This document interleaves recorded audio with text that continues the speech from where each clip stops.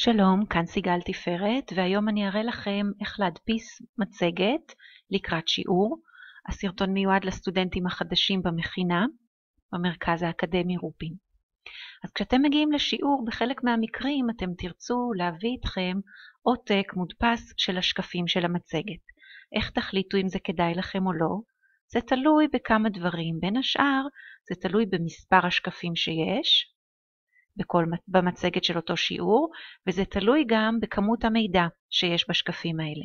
עכשיו, כמו שאתם רואים, במצגת הראשונה שלנו של מיומנויות למידה, יש הרבה שקפים, יש בערך 50 שקפים, והשקפים האלה כוללים לא מעט מידע.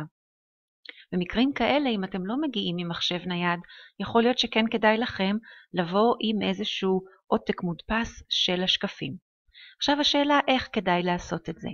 אז אם אני נכנסת לפייל או קובץ, ואז לפרינט או הדפסה, אני אראה את האפשרויות השונות.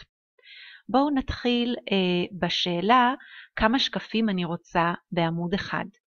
אם יש לי שקף אחד לעמוד, ויש לי 50 שקפים במצגת, זה אומר שיהיו לי 50 עמודים, בהחלט לא מומלץ. אני יכולה לחלק את זה בשניים. אם אני עוברת לשני שקפים בעמוד, אפשרות יותר מקובלת זה 3 שקפים בעמוד, אז גם יש בצד קווים שאפשר לכתוב עליהם את הטקסט המשלים.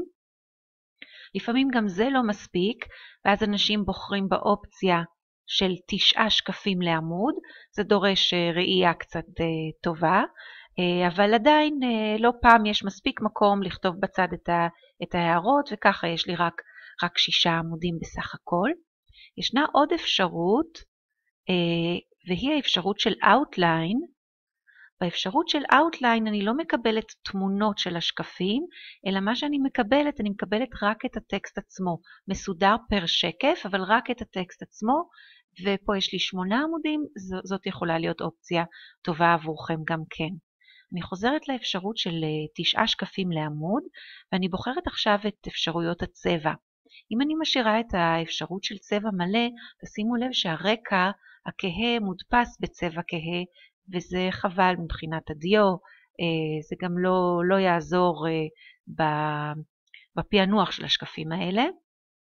ישנה אפשרות להדפיס בגוונים של אפור, ואז מקבלים לבן, שחור, אבל גם גוונים של אפור, ואפשרות האחרונה היא שחור לבן בלבד, ואז אם יש איזשהו רקע באפור או בכחול או באיזשהו גוון ביניים, הוא הופך להיות או לבן או שחור, בדרך כלל זה יהיה לבן.